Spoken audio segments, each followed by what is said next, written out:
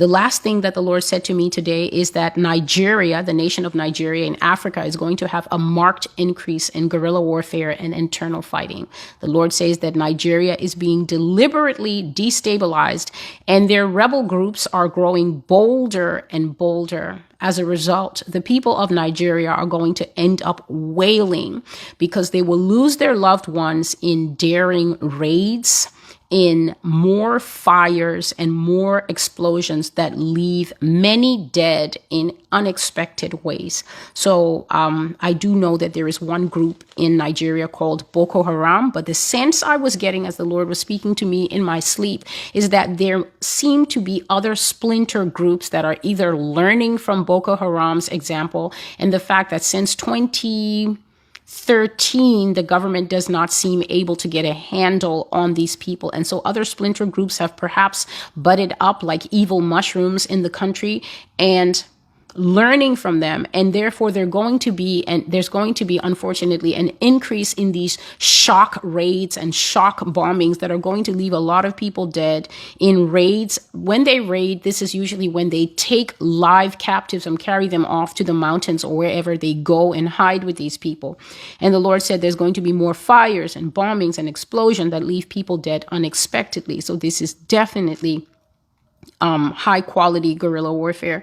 He says that the Nigerian government is not prepared for this, nor are they equipped, meaning militarily or through strategy or through even spying to find out where these people are, nor are they prepared or equipped to face this type of terrorist onslaught. And as a result, Nigerians are going to get exceedingly agitated in the face of what seems like government helplessness and a distinct inability to protect them.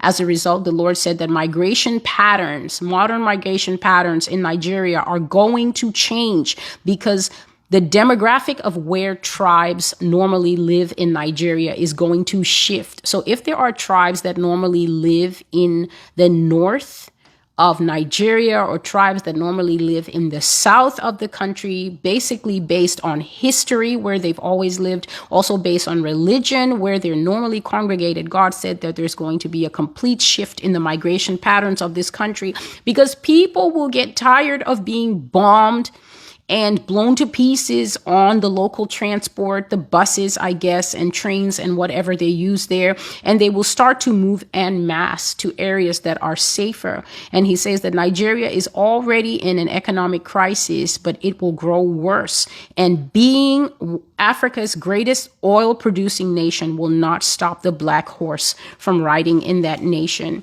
And if I can just take you briefly to the book of Revelation, chapter 6, where it talks about the different horses, each horse being a portent.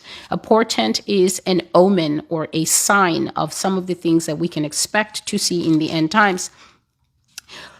Revelation chapter 6 verse 6 says, "And I heard a voice in the midst of the four living creatures saying, 1 quart of wheat for a denarius, and 3 quarts of wheat for a denarius, and do not harm the oil and wine." Sorry, verse 5 says, "When he opened the third seal, I heard the third living creature say, 'Come and see.' And I look, and behold, a black horse, and he who sat on it had a pair of scales in his hand." This is the sign of coming economic tightness. We call it economic straits and limitations, and also economic collapse. Economic collapse is going to be part and parcel of the end times.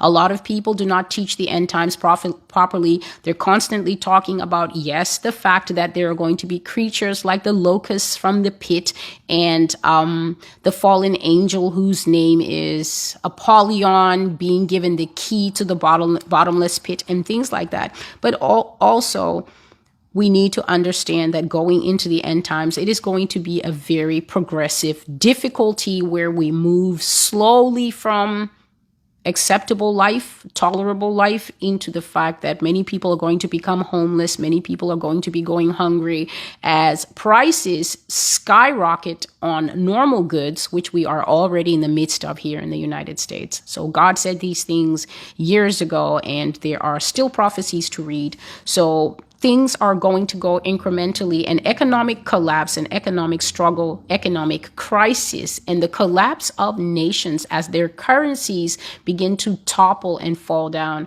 Understand that no nation will eventually have a currency, because the beast has his own money in mind that he plans to microchip or somehow put into and integrate into the human vessel so that your money becomes a part of you. And so breaking down national sovereignty and breaking down strong economies is all part of the beast system.